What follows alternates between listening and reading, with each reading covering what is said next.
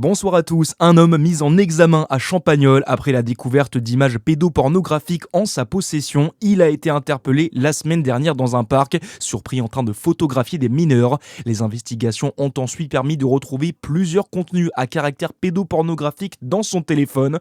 Le mis en cause a été placé en détention provisoire. La gendarmerie appelle les PME à la plus grande vigilance en Saône-et-Loire. En cause, une nouvelle arnaque aux faux ordres de virement qui cible désormais les entreprises. De faux avocats entrent en contact avec des salariés, souvent des secrétaires ou comptables, pour leur demander de l'argent. Prudence si vous recevez ce genre d'appel.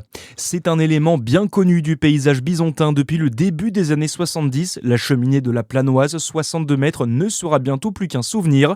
Autrefois destinée à abriter les tuyaux d'évacuation des fumées des chaudières à fioul et à charbon, et encore utilisée pour le gaz, elle est en cours de démantèlement. Un chantier qui a débuté hier, il va durer 3 semaines. Anthony Napez est le vice-président de Grand Besançon Métropole en charge des bâtiments réseau de chaleur et des énergies renouvelables.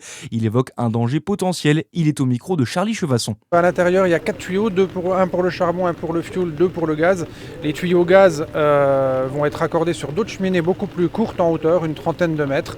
Donc effectivement, garder une cheminée ancienne comme celle-là de 62 mètres, qui peut présenter dans le temps des petites fragilités au niveau de la structure et un danger potentiel, était à supprimer. Donc on fait d'une pierre deux coups. C'est aussi un symbole du passage des énergies fossiles aux énergies renouvelables. Le réseau est déjà majoritairement décarboné. On est bientôt à 90% d'énergie renouvelable dans le réseau.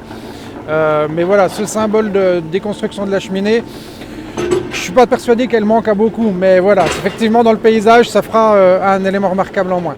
La métropole se félicite également de libérer de l'espace sur le site de la chaufferie de Planoise. L'ambition est d'y reconstruire une nouvelle chaufferie à biomasse dans les 3 années à venir.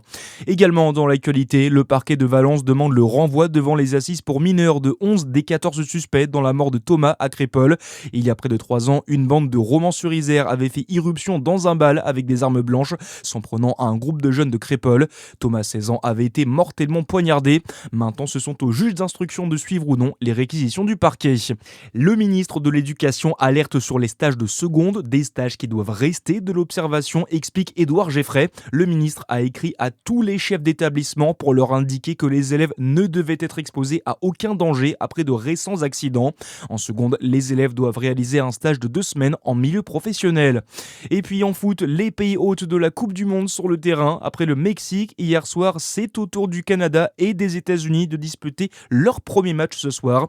Canada, Bosnie-Herzégovine et États-Unis-Paraguay au programme. Voilà pour l'essentiel de l'actualité. À suivre votre météo sur Fréquence Plus. Très bonne soirée à tous.